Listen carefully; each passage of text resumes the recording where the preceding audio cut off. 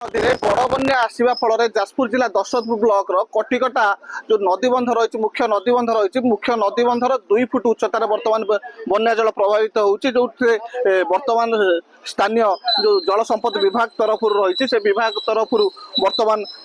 मरामती करा जाउछि बाली बस्ता पका केमिति बंधु को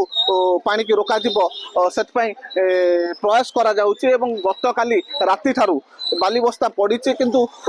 समय जेते जेते गड़ुची किंतु बन्या जल सेते सेते उपरकू उपरकू उठी चली सबुठ गुरुत्वपूर्ण कथा बैतरणी नदीर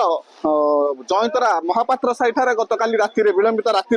घाई सृष्टि होता घाई सृष्टि हवा फल महापात्र साई संपूर्ण जलमग्न हो जाए किंतु पूर्व जो काणी नदीर शाखा रही कंटपड़ा से बन्या जल प्रभावित होउछि बैतरणी पठारे जो गाँ रही महापात्र साई कटिकटार माझी साई एवं से संपूर्ण जलमग्न हो जाइए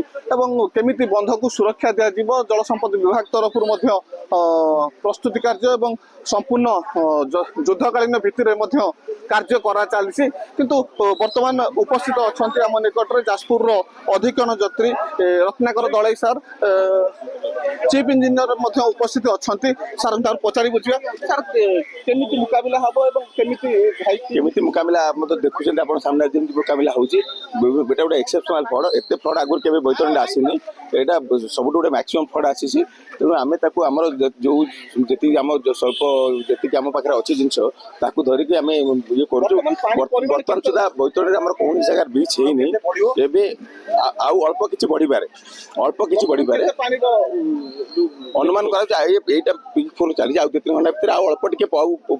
अल्प बढ़ा बेसी बढ़ो ना एमती चलो कंटिन्यू कर 6 घंटा चलो ये फ्लोटा कंटिन्यू कर 6 घंटा खंडे जहाँ कहते बर्तमान 6 घंटा पर्यंत ये जो जलस्तर रही रहा सहित आउ अल्प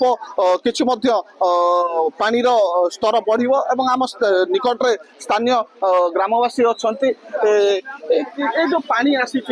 बर्तमान बर्तमान केते केते आगुरु एभलिया होइथिला ना प्रथम थर पर एते जो पानी हम देखिया भीतर आम छुआ बेलू आज एभली पानी देखी नी तेणु जो पानी जो आसी तो विपद संकेत उपर चली ओवरफ्लो गाँ को पानी प्रवेश करुच्ची बाली बस्ता दिया बंद करा केमिति सुरक्षा दिया लोक मान प्रशासन तरफ आम बाली बस्ता व्यवस्था भी कराई जो परिस्थिति सृष्टि है मुकाबिला प्रशासन तरफ राति 1 टू ओभरटप आरंभ है प्रशासन पूर्व बाली बस्ता रेडी कर पकापी करूँ तेणु एवं से कंटिन्यू कर पानी बढ़ुची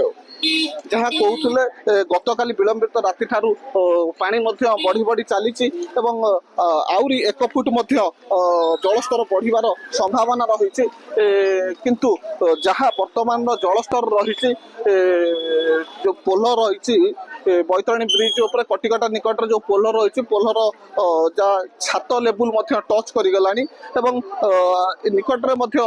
माझी साई रही माझी साई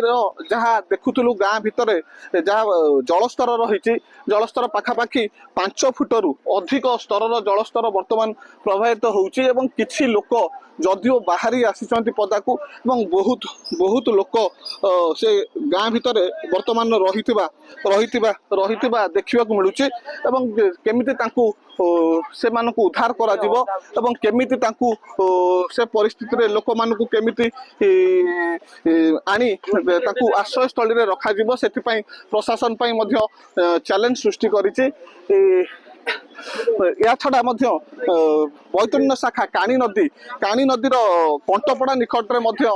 जो गत बन्यार घाई सृष्टि होता से घाई रे बोधे चाष जमी की बन्या जल प्रभावित होउछि बैतरणी जो शाखा काणी नदी रही डोबाबिल ठारे नदी बंध बुड़ी गाँ भितर बन्या जल प्रवेश करुच्ची जहाँकि प्रशासन एवं पानीय जल विभाग तरफ चिंतार विषय साजिची जलस्तर आउरी 1 फुट 1.5 फुट बढ़िबार संभावना रही जो जलस्तर रही पाखापाखि 6 ରୁ 8 घंटा जहाँ मुख्य जंत्री कहते 6 ରୁ 8 घंटा रहिबार संभावना रही जहाँकि सबुठारु तली अंचल कहुई बैतरणी तली अंचल कहुई दशरथपुर ब्लॉक सबुठु विपद विपद ସାଜିଛି। କେତେବେଳେ କୋଉ ମୁହୂର୍ତ୍ତରେ କ'ଣ ଘଟିବ ଯାହା ପ୍ରଶାସନ ମଧ୍ୟ ଅନୁମାନ କରିପାରୁନାହାନ୍ତି ଏବଂ କିନ୍ତୁ ବନ୍ଧ ମରାମତି କେମିତି ସୁରକ୍ଷା ଦିଆଯିବ ସେଥିପ୍ରତି ବିଭାଗ ମଧ୍ୟ ସଜାଗ ରହିଛି। ଯାଜପୁର ଜିଲ୍ଲା ଦଶରଥପୁରରୁ ଚନ୍ଦ୍ରଶେଖର ସାହୁଙ୍କ ରିପୋର୍ଟ, କନକ ନ୍ୟୁଜ୍।